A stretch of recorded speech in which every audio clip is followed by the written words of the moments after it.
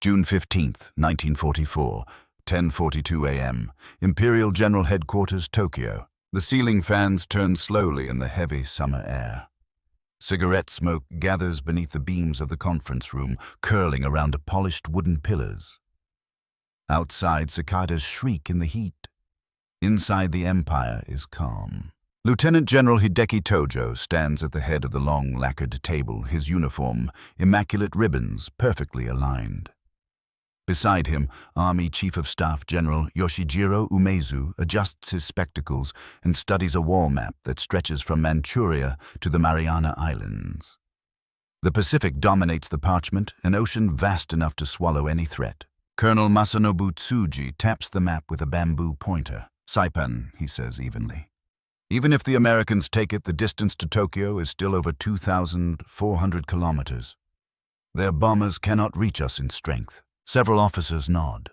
The assumption has been repeated for years, hardened into doctrine. The homeland is protected by geography, protected by ocean, protected by distance. At Atsugi Naval Air Base, Captain Minoru Genda inspects a line of Mitsubishi, a 6M0 fighters gleaming beneath the sun. Mechanics wipe oil from cowling panels, checking Nakajima Sakai engines. Genda has heard the rumors of a new American bomber. Large 4 engines pressurized, but rumors are not weapons. No aircraft can fly from India or China and strike Tokyo with meaningful payload. The logistical strain alone makes it fantasy. At Yokosuka Naval Arsenal, Rear Admiral Shigeru Fukudome reviews reports from the 1st Air Fleet. Radar installations along the coast remain sparse. Type 2, Mark II, Model 1, sets mounted near key ports. Their range is limited, their resolution crude. But what need is there for extensive early warning? No American bomber formation can cross thousands of kilometers of open ocean without interception. Fuel limits are absolute. Physics is not negotiable. In the Army Air Service briefing hall at Tachikawa, Major General Takeo Yasuda addresses young pilots training on Nakajima Ki 43 Hayabusa fighters. Chalk dust lingers in the sunlight, cutting through high windows. "You must be prepared to intercept carrier-based aircraft," he says firmly. "Short-range strikes, dive bombers, torpedo planes." A hand rises. "Sir, what of long-range American bombers?" Yasuda pauses only briefly. "The enemy lacks the capacity," he replies. "China has provided them nothing but embarrassment. Their heavy bombers cannot operate effectively at such range." He does not mention the Boeing B-29 Superfortress by name. Few do. Far across the Pacific in Washington, D.C., the United States Army Air Forces has already committed enormous resources to that aircraft.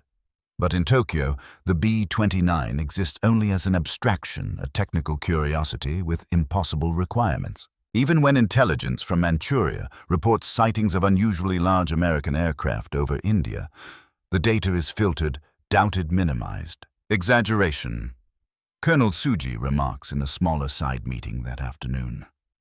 Chinese sources inflate everything. At Yokota, Army airfield engineers service Mitsubishi Ki 21 Sally bombers. Their range, impressive in 1938, is now modest. The idea of an aircraft flying nearly 6,000 kilometers round trip with a 10-ton bomb load seems absurd within the framework of Japanese production realities. Japan's own heavy bomber program has stalled repeatedly. The Nakajima G8N. Renzan remains a prototype dream.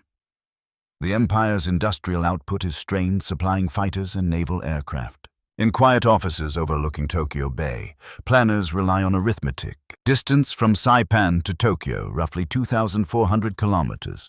Round trip, nearly 5,000. Add combat maneuvering reserve fuel. Impossible. You can hear the quiet certainty in their voices. The calm confidence of men who believe geography is their ally. In a secure Navy staff room, Vice Admiral Matomu Ugaki speaks with controlled assurance. Even if the Americans establish airfields in the Marianas, he says they will be vulnerable to naval counterattack. Our combined fleet will prevent consolidation. But the combined fleet is no longer what it was at Midway. Fuel shortages are increasing. Training hours for pilots have been cut. Replacement crews receive fewer flight hours on the HED-3A Val dive bomber and Nakajima B-5 and Kate torpedo aircraft. Still, the assumption holds the enemy cannot strike decisively at the homeland. At dusk, as lanterns illuminate narrow Tokyo streets, families stroll beneath wooden storefronts. Children chase each other past tram lines. The city hums with normalcy. Air raid drills occur, but half-heartedly. Shelters exist, but few believe they will be needed against high-altitude heavy bombers. At the Army Ministry that evening, Lieutenant General Torashiro Kawabe reviews a memo describing American runway construction on the Saipan, long strips unusually long. He frowns. 3,000 meters, he murmurs. An aide nods. Kawabe considers it, then sets the document aside. They are building for future operations, he says. But no aircraft they possess can exploit that length at such distance. The assumption is comfortable. Across the ocean, however, the Boeing B-29 Superfortress is already operational. Radar. 33. 50. Duplex Cyclone engines are being tested for sustained high-altitude performance. Pressurized crew compartments allow flight above 30,000 feet above most Japanese interceptor ceilings. But here in Tokyo, altitude is an afterthought. Japanese air defense doctrine emphasizes visual interception. Radar is secondary. High-altitude performance for fighters is limited. Many Ki-43s and early model Ki-44s, Shokis, struggle above 25,000 feet. These technical gaps remain theoretical, untested. At 9:00 p.m., General Umezu closes his folder and rises. The Americans are overextended, he says calmly. Their industry is vast, but distance protects us. They will exhaust themselves before reaching the home islands. There is no descent. Outside, night settles over Tokyo. The Imperial Palace stands serene beneath a cloudless sky. Anti-aircraft batteries. Type 88 75mm guns sit silent along the outskirts of the city. Their crews relax, some smoking, others cleaning breech mechanisms out of routine. No alarms sound. No engines are heard. At this moment, no one in that room believes disaster is already airborne. Not today, perhaps. Not tomorrow, but forming, assembling, fueled by an industrial machine across the ocean. The doctrine is intact. Geography is defense. Distance is safety. Altitude is irrelevant. The illusion holds, for now. June 19th, 1944. 4:10 p.m., Philippine Sea aboard the aircraft carrier, Taiho. The deck trembles as Nakajima B-6N Tenzin torpedo bombers roar down the flight line. Their engines strain against humid air thick with salt spray. Flight deck crews in white helmets signal frantically, arms slicing through heat waves rising from steel plating. Vice Admiral Jisaburo Ozawa stands rigid on the flag bridge, binoculars pressed to his eyes. Far beyond the horizon, American Task Force 58 has already launched. Grumman, F-6F, Hellcats climb in disciplined formations, sunlight flashing off their wings. Radar aboard American carriers tracks Japanese strike groups long before visual contact. Ozawa believes in range. He believes his aircraft can reach the enemy first. But the engagement that follows will shatter something deeper than carrier strength. By sunset, wreckage floats across the Philippine Sea. Hundreds of Japanese naval aviators are gone. Mitsubishi. A 6M. Zeros fall in flames. Pilots inexperienced, their training hours insufficient. American radar-directed interception proves devastating. In Tokyo, reports begin to filter in through static-filled transmissions over Type 94 radios. Heavy losses. Severe attrition. The phrase used quietly by American aviators will later be known as the Great Marianas Turkey Shoot. At Imperial General Headquarters, Lieutenant General Yoshijiro Umezu studies casualty estimates. Replacement pilots cannot be trained quickly enough. Fuel stocks are diminishing. Experienced instructors have already been sent into combat. Yet even as carrier aviation bleeds out over the Philippine Sea, attention shifts elsewhere. Saipan, June 22, 1944. 11:30 a.m. Tokyo Army Air Defense Command. Colonel Tsuneo Watanabe unrolls reconnaissance photographs. American engineers are carving enormous runways into Saipan's coral surface. Bulldozers push crushed stone into place.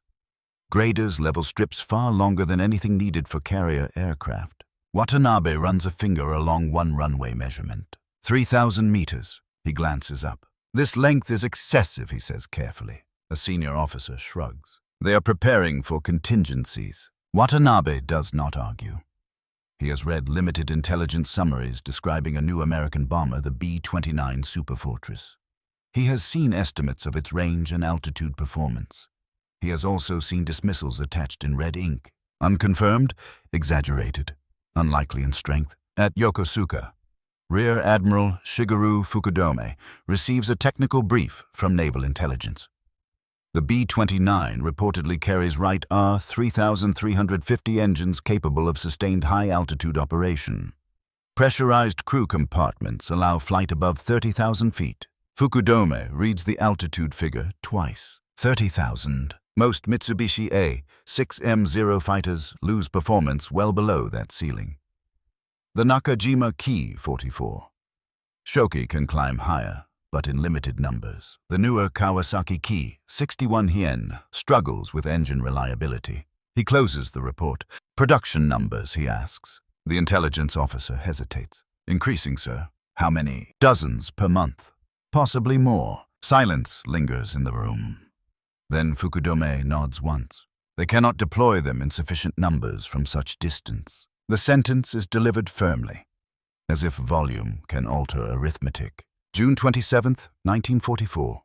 Saipan falls. American Marines secure the island after brutal fighting.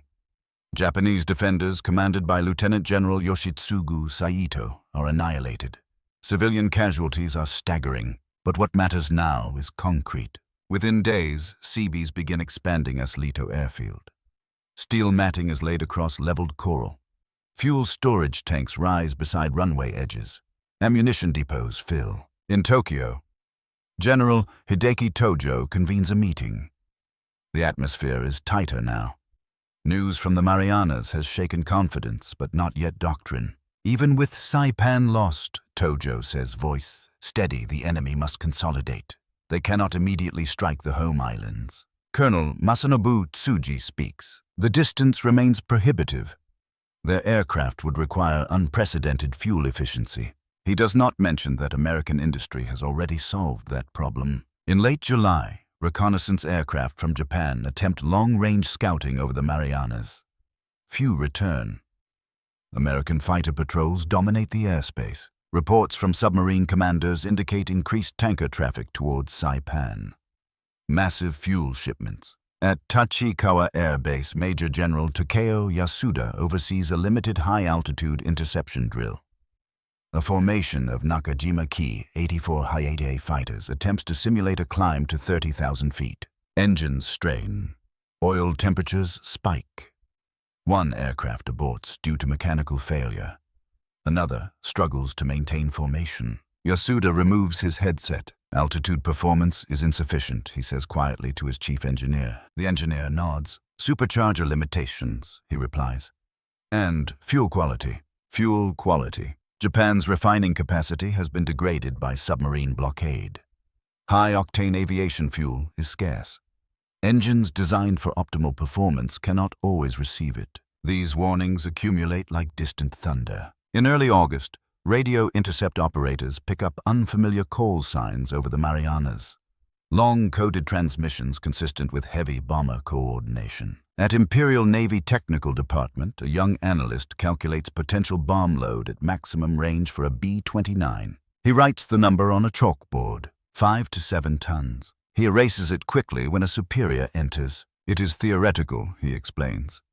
At extreme range, payload would be reduced. How reduced? Uncertain. The superior nods, uninterested in speculation. Tokyo remains unbombed. The sky remains empty. Air raid sirens have not wailed, and so the warnings fade into background noise. September approaches.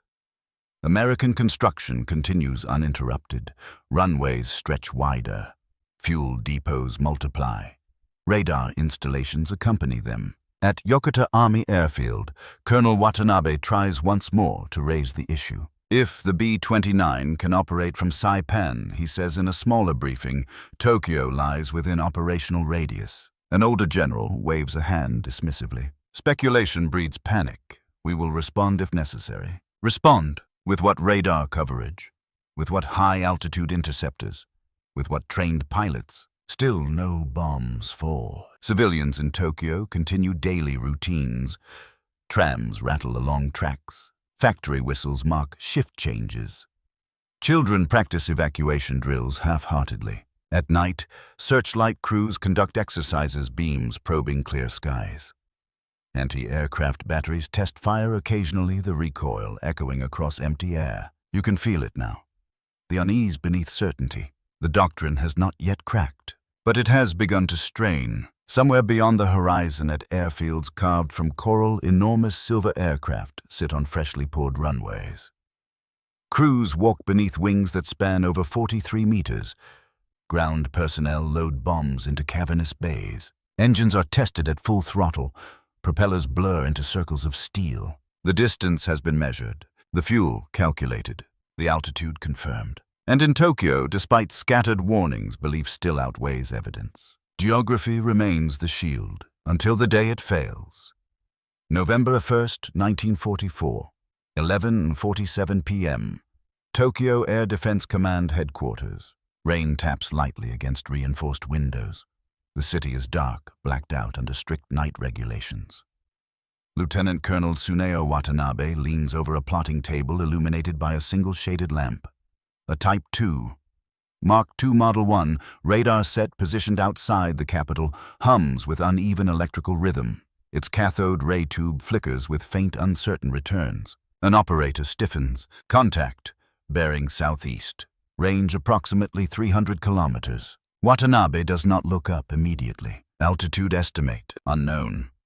Signal strength fluctuating. He moves to the radar console. The green glow pulses weakly. Another operator adjusts gain controls. Multiple returns, possibly weather. Outside, anti-aircraft crews remain at ease. The Type 88 75mm guns rest silent, their barrels angled downward. Searchlight units have not yet powered generators. At 11:59 p.m., a second radar station confirms similar echoes. Watanabe feels something tighten in his chest. Scramble Tachikawa, he orders. Across the city, sirens begin to wail low and uncertain at first, then rising into full alarm. Windows slide open in residential districts. Families sit upright on tatami mats, confusion replacing drowsiness. At Tachikawa Air Base, ground crews sprint across rain-slick concrete. Kawasaki Ki, 61 Hien fighters are wheeled into position. Pilots pull on flight jackets, faces tense under dim red lights. Captain Saburo Aoki climbs into his cockpit, hands steady despite the chill. His aircraft shudders as the Daimler-Benz licensed engine roars to life. Altitude, he asks over radio static. Unknown. Possibly extreme. Extreme. The word carries no measurement. Engines howl as fighters lift into wet darkness. Rain streaks across windshields. Climb rate slows above 20,000 feet. Oxygen masks hiss softly. The Ki 61 strains higher. At 12:21 a.m., searchlights ignite across Tokyo's outskirts. White beams slice into cloud cover, converging blindly. Then someone hears it. A deep, distant thunder. Not the sharp buzz of carrier aircraft. Not the familiar growl of twin-engine bombers. Heavier, sustained. From 30,000 feet above, scattered clouds, Boeing B-29 Superfortresses glide toward the capital. Colonel Emmett O'Donnell leads the formation. The aircraft pressurized compartments are quiet, except for interphone chatter and the steady vibration of 4 Wright R 3,350 engines per plane. O'Donnell checks his instruments. Altitude 32,000 feet. Ground speed over 300 miles per hour. Bomb load secured. Below Tokyo is a faint grid of shadows. Inside Air Defense Command reports flood in. Visual contact negative. Interceptors unable to reach altitude. Radar lock unstable. Captain Aoki pushes his Car 61 higher. The engine temperature climbs dangerously. The aircraft shudders in thin air. "Do you see them?" he asks another pilot. Nothing comes, the strained reply. Then anti-aircraft batteries begin firing. Type 88 guns bark in staggered rhythm. Shells burst far below the true altitude of the bombers. Black flak clouds bloom uselessly in empty air. Inside O'Donnell's aircraft, the bombardier peers through the Norden bomb site. Tokyo's industrial district drifts into alignment. Bomb bay doors open. Cold air floods the compartment. The massive doors retract smoothly. Below, searchlights sweep frantically beams, probing but rarely reaching the formation. Bombs away. A series of heavy thuds reverberates through the airframe as bombs release. Each aircraft follows in disciplined sequence. On the ground, second stretch. Then the first explosions tear through the Nakajima Musashi aircraft plant on Tokyo's outskirts. Fireballs blossom. Shockwaves ripple across factory roofs. Civilians scream. Windows shatter across entire districts. Fire alarms ring chaotically. Captain Aoki finally glimpses something above him. A silver silhouette briefly illuminated by a searchlight beam. It is higher than he imagined. He fires his nose-mounted Ho 103 machine guns blindly. Traces vanishing long before reaching target altitude. Fuel consumption rises sharply. His climb stalls. Return to base comes the strained order over radio. Below, anti-aircraft crews adjust elevation frantically, but their shells burst thousands of feet too low. Inside Air Defense Command, Watanabe stares at the damage reports arriving by telephone. Multiple impacts. Industrial zone burning. Civilian casualties unknown. The radar operator whispers almost to himself. They are above interception. By 1:03 a.m., the B-29 formation turns south. Engines maintain steady power. No fighter escorts are needed at that altitude. On the ground, flames consume sections of factory complex. Fire brigades struggle with low water pressure. Debris clutters streets. Civilians emerge from shelters in stunned silence. The sirens continue long after the bombers disappear beyond radar range. At 2:10 a.m., Captain Aoki lands heavily at Tachikawa. He removes his oxygen mask slowly. How high, a mechanic asks. Higher than we can reach, Aoki replies. In Tokyo, General Yoshijiro Umezu receives preliminary assessment before dawn. Limited damage. Several industrial facilities hit. Civilian casualties confirmed. He reads the final line twice. Enemy bombers operated above 30,000 feet. Interception ineffective. The room is silent. For years, geography has been shield and reassurance. Distance was defense. But tonight, bombs fell from beyond effective reach.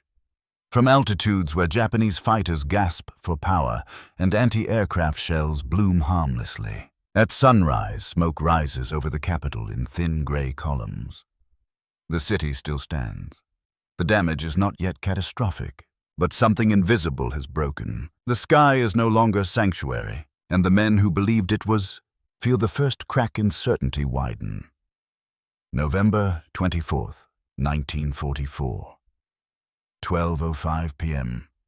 Over Tokyo Bay. The sky is clear and cold visibility stretching for kilometers across the Kanto Plain. Winter air carries a sharp edge.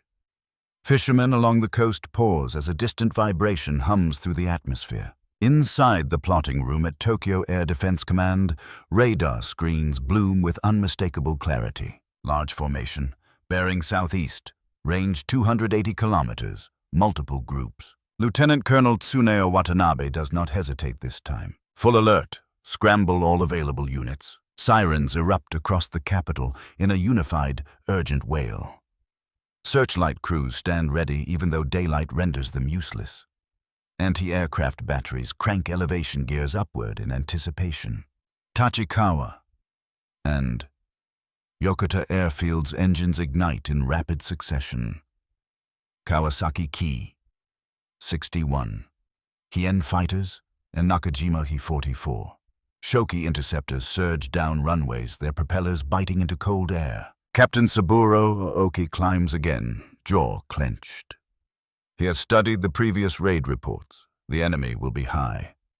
Perhaps too high. Above him, the sky begins to fill. More than 100 Boeing B-29 Superfortresses approach in layered formations. Sunlight flashes off polished aluminum fuselages. Each aircraft carries up to 10 tons of high-explosive bombs. Right R 3,350 engines maintain steady rhythm as the formation crosses the coastline. Brigadier General Emmett O'Donnell commands from the lead aircraft. His voice is calm over interphone. Maintain altitude. Tight formation. Bomb run steady. Altitude 30,000 feet below. Japanese fighters struggle upward. The Ki-44. Shoki climbs aggressively but sacrifices endurance. Pilots push engines beyond recommended limits. Superchargers strain. Oil pressure fluctuates. Captain Aoki's oxygen mask fogs briefly as he reaches 27,000 feet. The formation is still above him. I see them. Another pilot shouts over static. Too high. Anti-aircraft guns open fire across Tokyo's perimeter. Type 88 75mm batteries and newer. Type 4 88mm guns send shells skyward. Black bursts pepper the sky but detonate well below the bomber's altitude. The B-29 formation tightens. Bomb bay doors open in synchronized precision. The target is the Musashino aircraft engine plant critical to Japanese fighter production. Inside the factory, workers glance upward as distant detonations echo. Some hesitate.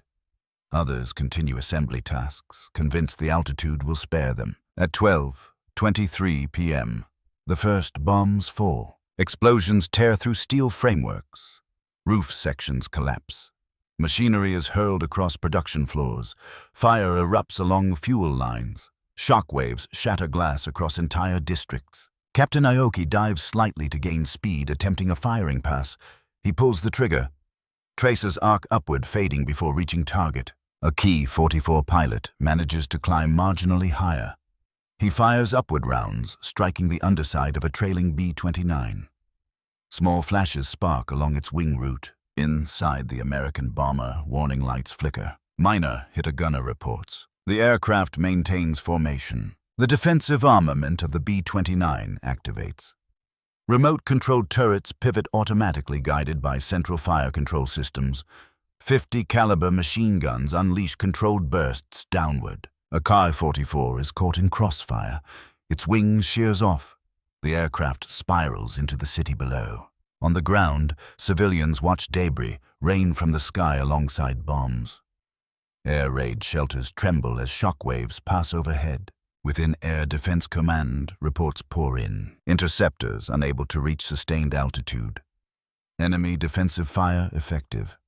Industrial district heavily damaged. General Yoshijiro Umezu grips the edge of the table. How many bombers, he demands. Over 100 confirmed. The scale is undeniable. Yet misjudgment persists. After the raid, staff officers convene in tight formation around casualty reports. Damage assessments indicate severe impact on aircraft engine production. However, the city remains largely intact. Fires are contained by nightfall. Colonel Masanobu Tsuji speaks first. They struck a specific industrial target, he says.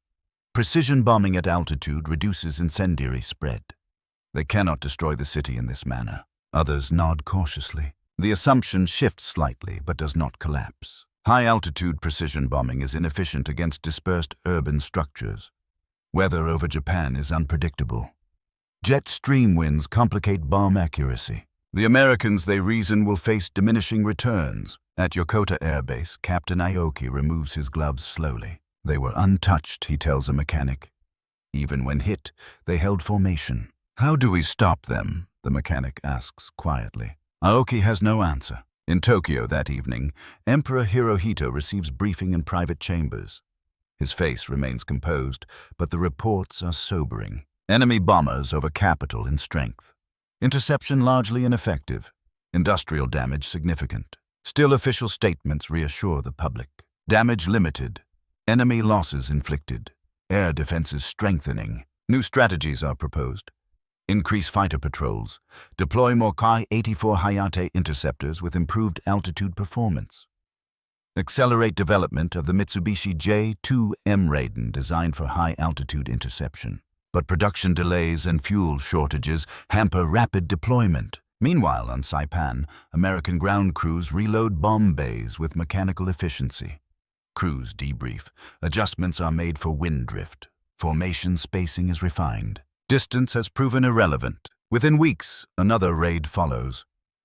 And another. Each time, the altitude remains a barrier.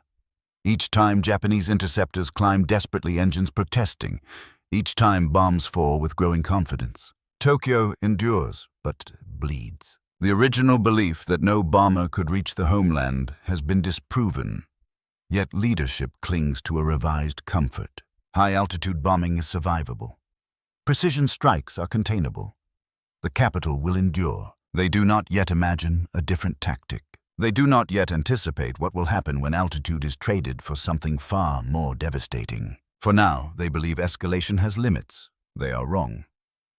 January 27th, 1945. 3:40 p.m., Imperial General Headquarters, Tokyo. Snow clings to tiled rooftops outside the War Ministry. The winter air is brittle, sharp enough to sting lungs with every breath. Inside the operations chamber, a charcoal brazier burns low, unable to warm the tension gathering around the central map table. General Yoshijiro Umezu stands, rigid-gloved hands clasped behind his back.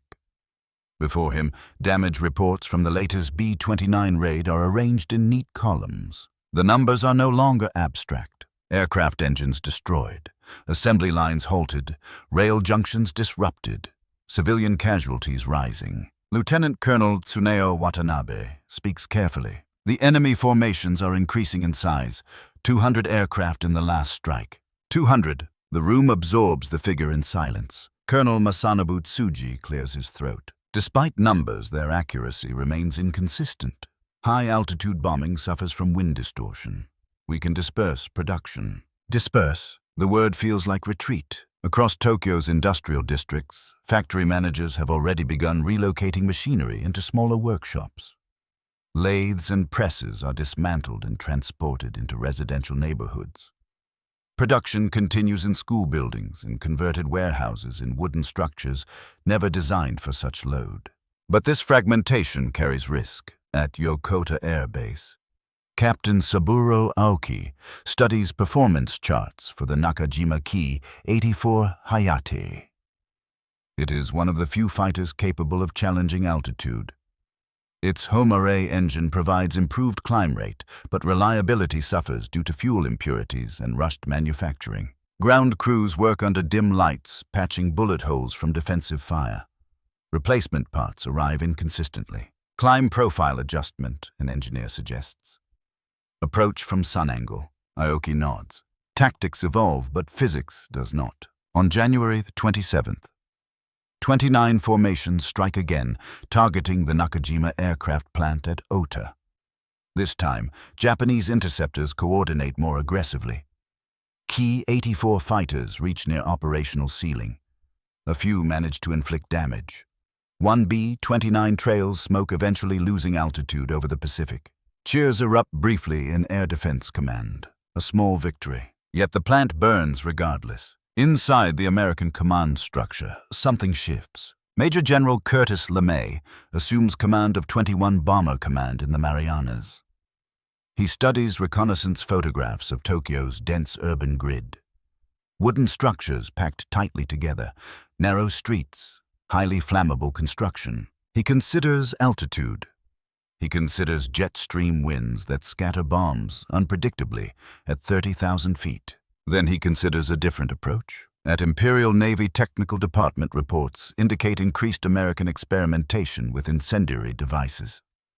M69 napalm bomblets are being tested. Rear Admiral Shigeru Fukudome reads the translated intelligence summary. Incendiary, he asks. Yes, Admiral. Designed to ignite structures. He leans back slowly. Tokyo is largely wood. Still, the prevailing belief persists that high-altitude bombing limits damage radius. Precision attacks, though destructive, have not broken the city. In February, more raids strike Kobe and Nagoya. Industrial zones suffer heavy impact. Civil defense units grow more efficient, but fatigue spreads among firefighters and medical staff. On February 19th, American forces land on Iwo Jima. The significance is not immediately clear to Tokyo planners. They view it as another island battle, costly but distant. But Iwo Jima will soon provide emergency landing fields for damaged B-29s and fighter escort bases for North American P-51's Mustangs. Another silent shift. Inside Tokyo Air Defense Command, Watanabe reviews altitude logs. Some B-29 formations are flying slightly lower than before. 25,000 feet, sometimes lower when weather permits. He senses change but cannot define it. On February 25th, a large B-29 formation strikes Tokyo again. This time with increased incendiary payload. Fires spread rapidly across eastern districts. Fire brigades struggle against wind. General Umezu receives evening briefing. Fire spread exceeded containment projections. He nods slowly. How many aircraft lost? Minimal. The ratio grows unbearable. Each Japanese fighter lost represents months of training and scarce fuel. Each B-29 lost is replaced quickly by American factories producing at relentless pace. On Saipan, maintenance crews prepare aircraft for a radical adjustment. Bomb loads are shifted almost entirely to incendiaries. Armor and some defensive guns are removed to increase payload and range. Flight altitude will be reduced. Lower altitude means increased vulnerability to anti-aircraft fire. It also means concentrated destruction. March approaches. Tokyo residents continue nightly blackouts. Air raid drills become routine. Families prepare buckets of sand and water beside doorways. Yet many still believe the city cannot truly fall to fire from the sky.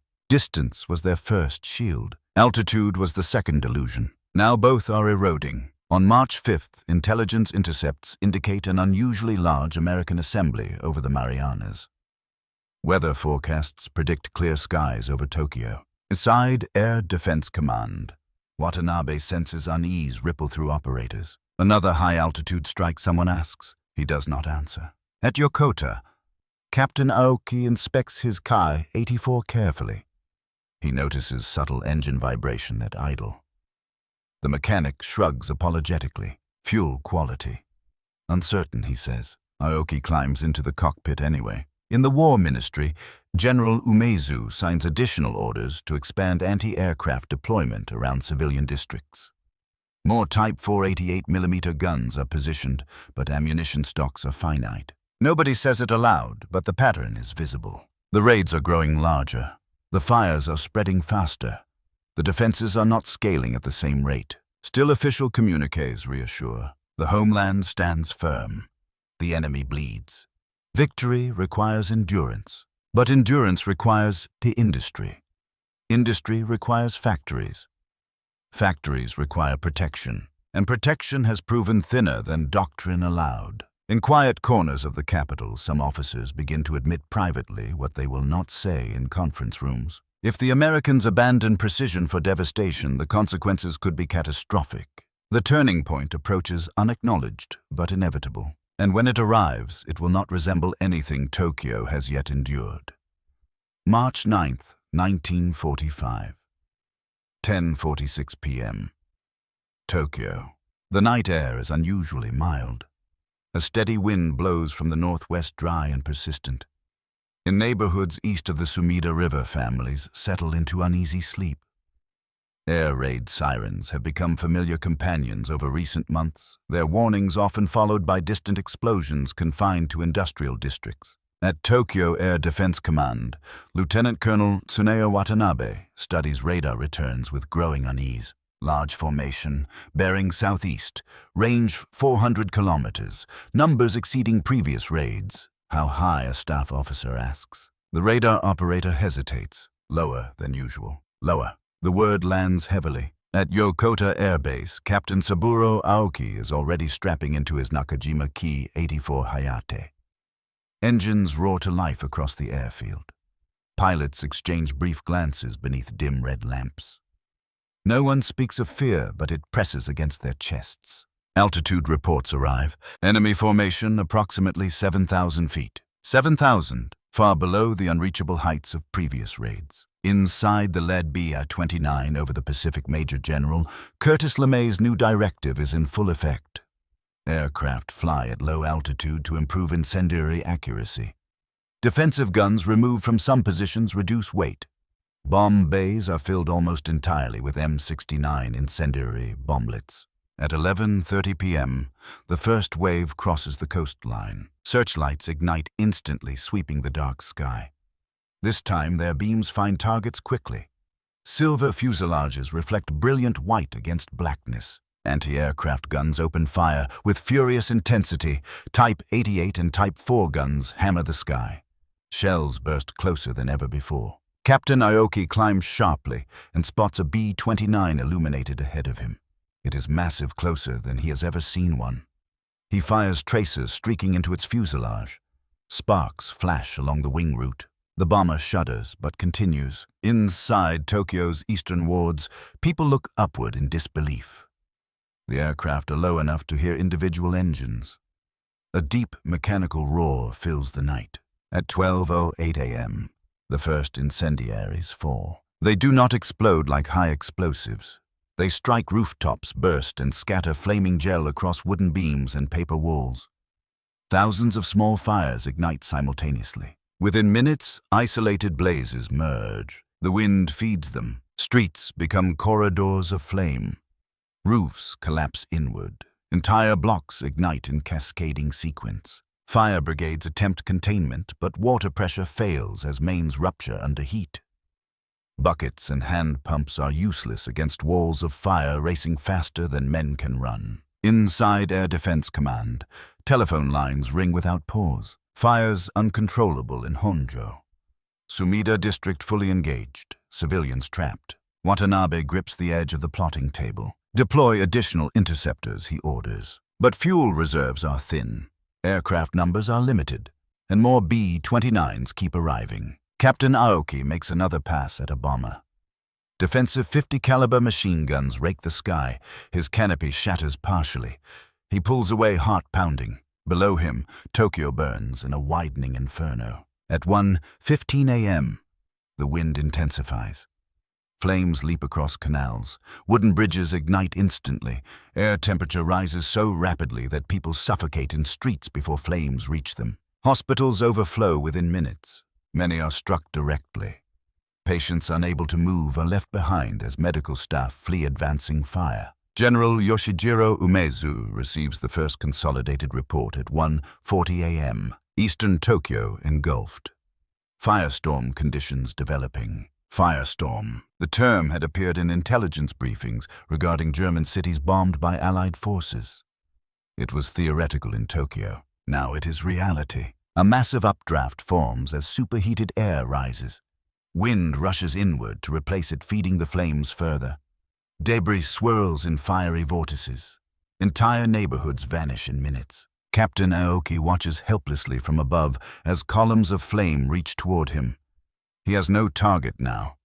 The bombers have already released payloads and turned south. He hears over radio that several B-29s have been hit.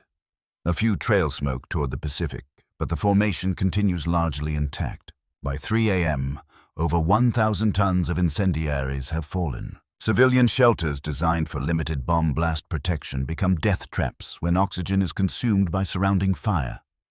People collapse in tunnels and basements. At Imperial Palace grounds, flames approach but are halted by stone walls and open spaces. The city beyond is not so fortunate. Inside the War Ministry, officers move maps constantly trying to estimate fire spread. They are hours behind reality. At dawn, the wind subsides. What remains east of the Sumida River is charred ruin. An estimated 100,000 civilians are dead or missing. Over 1 million are homeless. 16 square miles of the capital have been incinerated. Captain Aoki lands at Yokota in stunned silence. His aircraft is damaged but intact. He removes his helmet slowly. They change tactics, a mechanic whispers. Yes, altitude abandoned. Precision replaced by annihilation. At 8:30 a.m., General Umezu stands before Emperor Hirohito. Tokyo has suffered severe devastation, he says carefully. The emperor listens without visible reaction. There are no comforting numbers now. No reassurance about industrial dispersion. No claim that geography protects the homeland. The illusion has not merely cracked, it has burned. March 10th, 1945. 9:15 a.m. Tokyo. Smoke still hangs over the city like a second sky. The air tastes of ash and melted timber. From the Imperial Palace grounds, columns of gray drift upward in every direction. Entire wards east of the Sumida River are unrecognizable. Streets that once held tram lines and wooden storefronts are now flat fields of blackened debris. Lieutenant Colonel Tsuneo Watanabe stands on the roof of Tokyo Air Defense Command and stares across the devastation. His uniform smells of smoke. His eyes are red from lack of sleep. The city he believed could endure has been gutted in a single night. Inside the command center, telephones ring with casualty estimates that grow more severe by the hour. 100,000 presumed dead. Industrial output in eastern districts eliminated. Civil defense units overwhelmed. General Yoshijiro Umezu listens in silence. There is no argument now about altitude inefficiency, no reassurance about limited industrial targeting. The original plan for Homeland defense was built on distance interception and the assumption that precision bombing would constrain destruction. All three assumptions have collapsed. At Yokota Air Base, Captain Saburo Aoki walks past rows of damaged aircraft. Mechanics work without pause, replacing shattered canopies and patching bullet holes. Fuel drums sit nearly empty beside the hangars. Aoki overhears two ground crew whispering. They flew low on purpose. They wanted the city to burn. He does not correct them. In conference rooms across Tokyo, emergency measures are drafted. Anti-aircraft batteries are repositioned deeper within urban zones.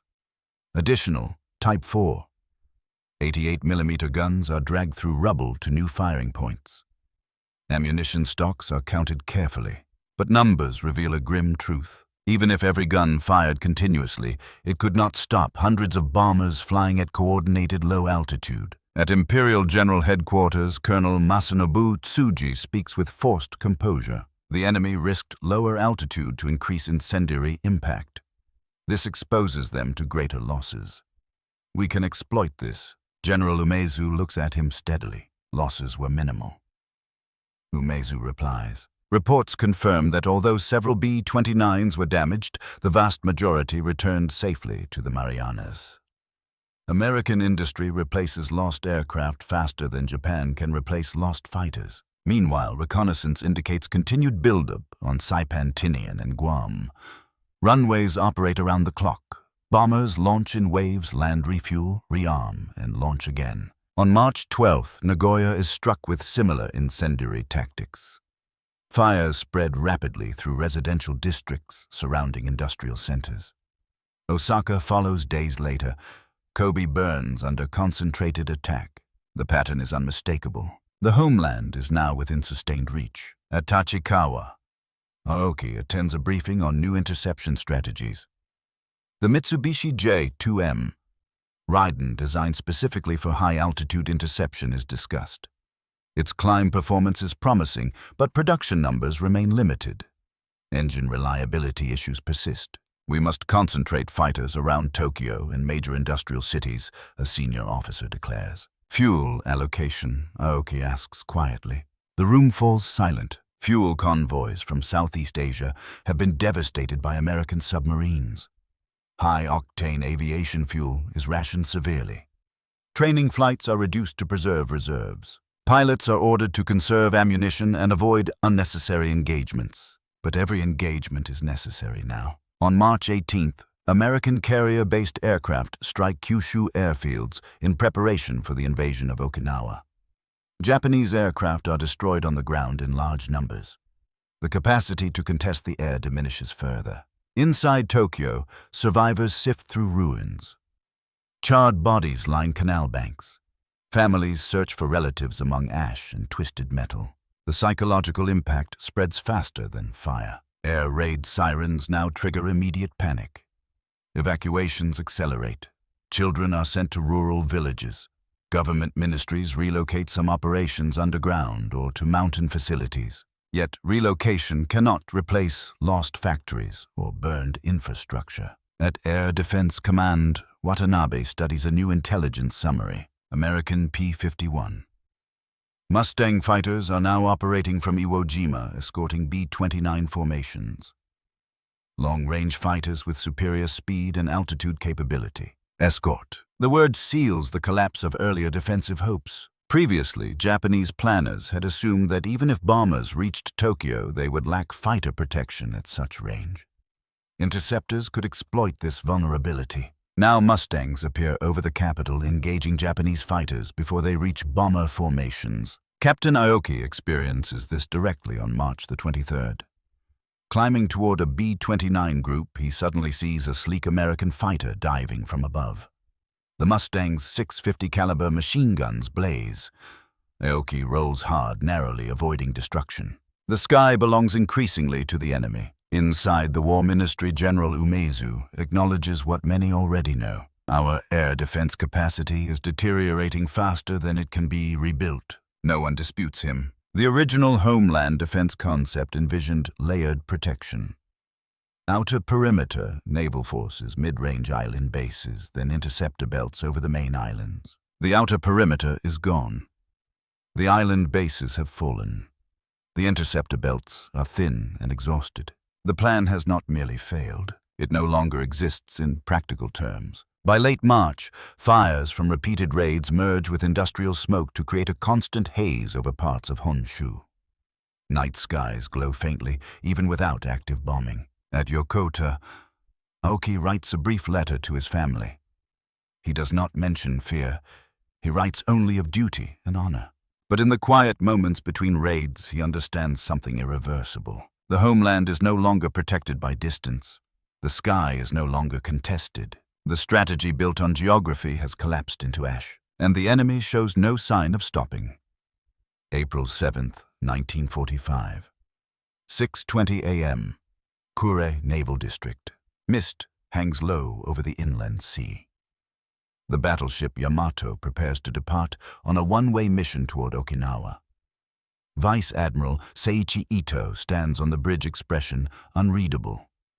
Around him, officers whisper final confirmations. Fuel reserves allow no return. The operation is framed as a decisive strike against the American fleet. But beneath the surface lies desperation. Naval aviation has been crippled. Surface ships now sail without meaningful air cover as Yamato moves into open water. American reconnaissance aircraft track her almost immediately. By afternoon, waves of carrier-based aircraft descend. Bombs and torpedoes slam into the hull. Within hours, the largest battleship ever built rolls and explodes. From Tokyo, reports arrive in fragments. Yamato lost. Escort vessels destroyed. Few survivors. The symbolism is devastating. At Imperial General Headquarters, General Yoshijiro Umezu absorbs the news without visible reaction. But the message is unmistakable. The combined fleet cannot shield the homeland. Sea lanes are no longer corridors of defense, but avenues of exposure. Meanwhile, B-29 raids intensify. April 13th, 1945. 10 p.m., Tokyo. More incendiaries fall across remaining districts. Firestorms erupt again, though smaller than the March Inferno. Air raid sirens barely finish sounding before flames take hold. Lieutenant Colonel Tsuno Watanabe studies radar plots showing multiple formations approaching from different headings. Coordination has improved on the American side. Bombers stagger arrival times to overwhelm defenses. Deploy all remaining interceptors, he orders. At Yokota, Captain Saburo Aoki straps into his Ki 84. Engine vibration feels rougher than before. Maintenance crews struggle to source reliable components. Fuel quality has degraded further. He takes off into a sky lit orange by distant fires. At 20,000 feet, he encounters North American P-51 Mustangs escorting the bombers. The American fighters climb with ease, engines supercharged for high-altitude performance. They dive through Japanese formations with disciplined aggression. Aoki banks sharply, attempting to evade. He fires briefly at a passing Mustang, but misses. A fellow Japanese pilot is struck and spirals downward, trailing smoke. The escorts have eliminated the last hope of isolating bombers. Inside Tokyo, new countermeasures are proposed. Underground factories are expanded in mountainous regions. Students and civilians are mobilized to dig tunnels by hand. Aircraft components are assembled in caves and school gymnasiums. Production is fragmented to reduce vulnerability, but fragmentation reduces efficiency dramatically. Output declines despite effort. At Army Air Service headquarters, officers debate the expansion of special attack tactics. Kamikaze operations have already been deployed against American naval forces around Okinawa. Some suggest similar sacrificial ramming attacks against B-29 formations. The practicality is grim. Climbing to bomber altitude consumes enormous fuel. Coordinated ramming at night against heavily defended formations is nearly impossible. Still, desperation fuels a discussion. April 18, 1945. Nagoya burns again. Osaka follows. Kobe smolders under repeated strikes. Each city loses industrial capacity that cannot be replaced. Civilians evacuate en masse. Trains are overcrowded. Rural villages strain under influx. Food shortages intensify as transportation networks collapse. In Tokyo, Air Defense Command Watanabe reviews ammunition inventories. Anti-aircraft shells at 40% of required stock, an officer reports. Resupply, Watanabe asks. Limited. Production disrupted. Everything connects. Bombing reduces industrial output. Reduced output weakens defenses. Weakened defenses allow more bombing. A closed circle tightening. On April 25th, American forces capture Okinawa's airfields. This development carries enormous implications. Shorter distance to Kyushu, increased fighter escort range, expanded emergency landing options. Captain Aoki hears the news while cleaning his canopy. Okinawa has fallen, he asks quietly. Not yet fully, a mechanic replies. But the airfields are operational. Aoki understands immediately. The distance that once protected Tokyo is shrinking further. At Imperial Palace, Emperor Hirohito meets with senior military leaders. Reports describe cities reduced to ash naval power, destroyed air defenses, exhausted. General Umezu speaks with measured tone. We continue resistance. Reinforcements are being prepared for decisive battle on the home islands. Decisive battle. The phrase echoes hollowly in the wake of Yamato's sinking and Tokyo's burning wards. In late April, B-29s shift some focus to mining operations. Aerial mines are dropped into harbors and shipping lanes, crippling coastal transport. Merchant vessels sink in increasing numbers. Food and raw material shipments decline sharply. Starvation looms as the secondary weapon. Attempts to recover momentum multiply. Engineers accelerate production of the Mitsubishi J-8M rocket interceptor based on German designs. Test flights are rushed, but accidents and fuel volatility hamper progress. Time is the missing resource. Each raid removes more infrastructure. Each week shrinks defensive capacity. Each month reduces options. At Yokota, Aoki writes another letter home. He does not know if postal service still functions reliably. He describes the cherry blossoms blooming amid ruins. He avoids describing the smell of burned districts that lingers even miles away. May approaches. American bombers now fly with near impunity over much of Japan. Daylight raids continue alongside night incendiaries. Fighter escorts sweep ahead of formations, eliminating interceptors before they can climb. Inside Air Defense Command, Watanabe reviews the latest reconnaissance photographs. Large sections of Tokyo are simply gone. He understands now that attempts to recover earlier assumptions are futile. The strategy built on geography interception and industrial resilience has unraveled beyond repair. Yet orders continue. Defend, resist, endure, even as what was lost cannot be restored. June 1st, 1945, 11:15 a.m. Imperial General Headquarters, Tokyo. The summer heat has returned, pressing heavily against shuttered windows. Fans rotate lazily above polished floors. Outside, parts of the capital remain hollowed out, entire wards reduced to open scars of gray earth and twisted steel. Inside the operations chamber, General Yoshijiro Umezu stands before a new map. Red circles mark destroyed urban districts. Blue lines indicate disrupted rail networks. Black crosses identify industrial plants eliminated entirely.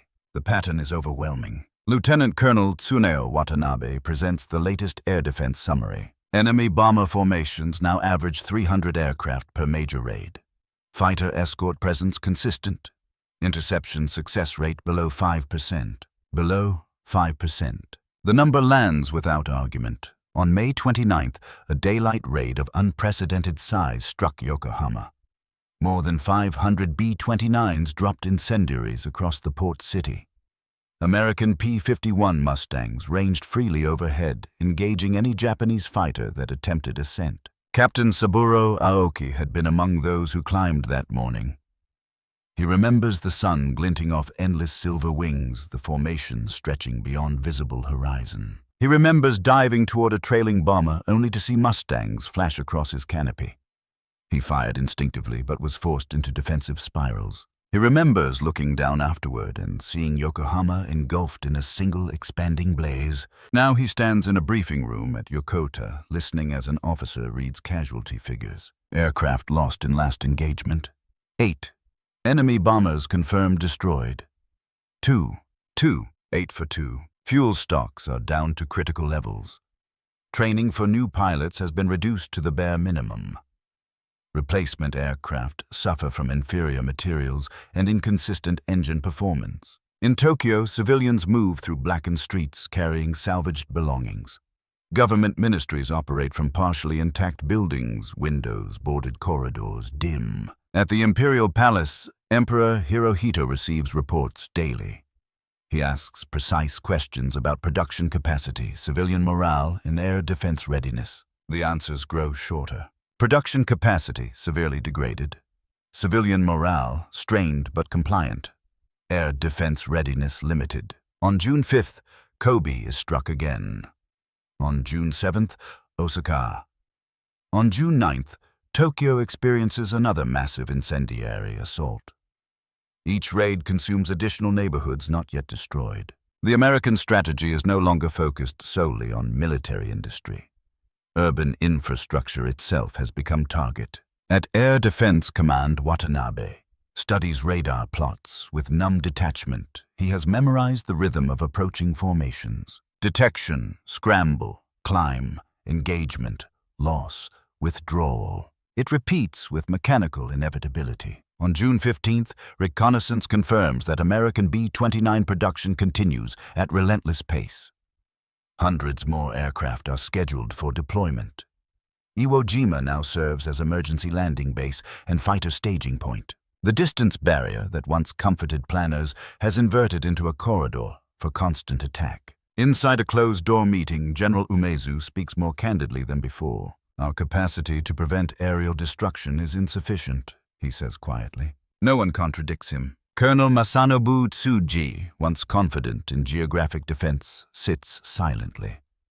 The map before him bears little resemblance to the orderly empire he once described. Captain Aoki writes in his flight log after another fruitless interception attempt, enemy altitude variable, escort presence overwhelming, city damage extensive. He pauses before adding a final line, air superiority lost. He does not show this log to anyone. Late June brings news from Okinawa.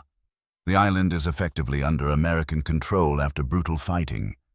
Airfields there will shorten bomber routes, further tighten escort coordination and increase sortie frequency. In Tokyo, railway stations operate irregularly.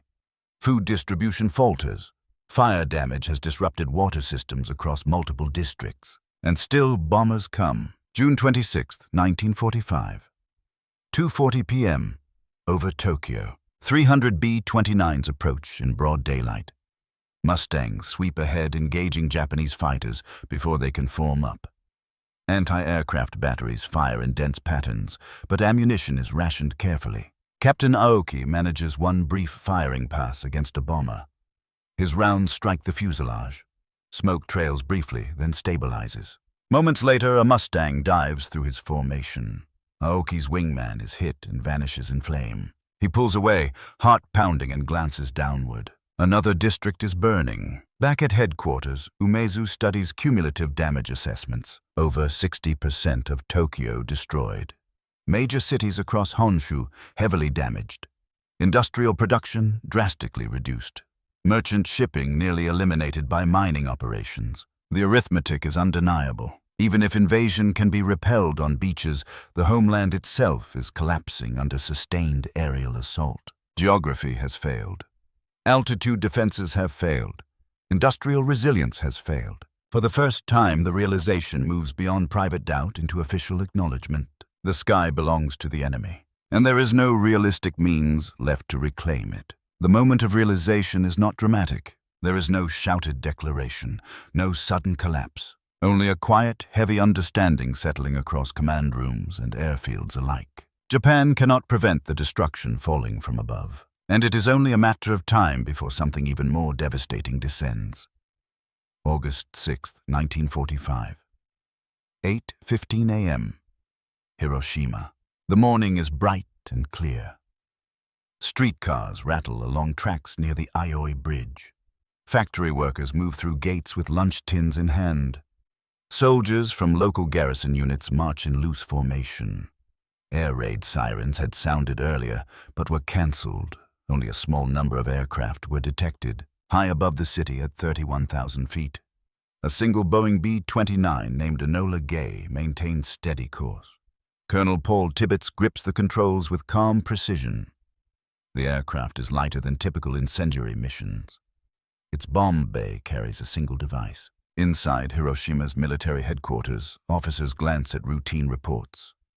Lieutenant General Yoshio Tachibana reviews defensive readiness across western Honshu. The assumption remains that large-scale raids are required for significant destruction. At 8:15 and 17 seconds, the bomb is released. 43 seconds later, a flash eclipses the sun. The detonation rips outward with blinding intensity. Buildings vaporize at the epicenter. Shock waves flatten reinforced concrete. A rising column of fire and debris climbs thousands of meters into the sky. In Tokyo, initial reports are confused. Large explosion, city communications lost, possible ammunition depot detonation. Within hours, fragments of truth emerge. Hiroshima destroyed, casualties immense, nature of weapon unknown. General Yoshijiro Umezu listens as details accumulate. He has watched cities burn for months under conventional bombardment, but this scale is different. 3 days later, August 9th, 1945. 11:02 a.m. Nagasaki. Another B-29 releases another device. Another city erupts into fire and ash. Between these two detonations, Soviet forces invade Manchuria, shattering the Kwantung Army in days. The strategic perimeter collapses completely. At Yokota Air Base, Captain Saburo Aoki stands beside his grounded Ki-84. Fuel stocks are nearly exhausted. Aircraft engines are unreliable. Pilots wait for orders that never seem to clarify a path forward. He hears of Hiroshima, then Nagasaki. Rumors circulate of a single bomb destroying entire cities. Some dismiss it as exaggeration, others know it is not. On August 14th, Imperial General Headquarters convenes in tense silence. Emperor Hirohito has decided to accept the terms of surrender outlined in the Potsdam Declaration. General Umezu sits rigid as the decision is relayed. The war will end. There is no argument left about distance. No reassurance about geography. No belief in industrial resilience. The homeland has been burned, mined, bombed, and shattered from above. Naval power lies at the bottom of the sea. Air defense capacity is broken. Cities are hollow. On August 15th, 1945, noon, Tokyo. Radios across the nation crackle to life. Civilians gather in surviving homes, in shelters, in open fields. The Emperor's voice emerges distant and formal, announcing acceptance of surrender. Captain Aoki listens from the edge of the runway. His helmet rests at his feet. Around him, mechanics stand motionless. The sky above is empty. For the first time in months, no bombers approach. In the War Ministry, General Yoshijiro Umezu signs formal documents acknowledging defeat. His hand remains steady, but his eyes reveal exhaustion beyond measure. Across Tokyo, survivors walk through ruins in stunned quiet. Charred districts remain unrecognizable. Rail lines are twisted. Factories are skeletons of steel. Merchant ships lie rusting in mined harbors. The assumption that distance protected the homeland had shaped doctrine for years. It influenced radar investment, interceptor development, and resource allocation. It fostered confidence that oceans were impenetrable shields. But oceans became highways for long-range bombers. Altitude became a weapon beyond reach. Industry across the Pacific proved limitless. The cost is written in ash across 67 cities, in families erased in a single night. in pilots lost climbing toward impossible altitudes, in factories reduced to dust. Gyokota. Aoki looks once more at the horizon. The runways are scarred but intact. Aircraft sit silent, their engines cooling for the last time in war. The realization is complete. Geography did not protect the homeland. Distance did not prevent destruction. Confidence did not alter reality. The bombs came anyway, and by the time the illusion collapsed fully, there was nothing left to defend.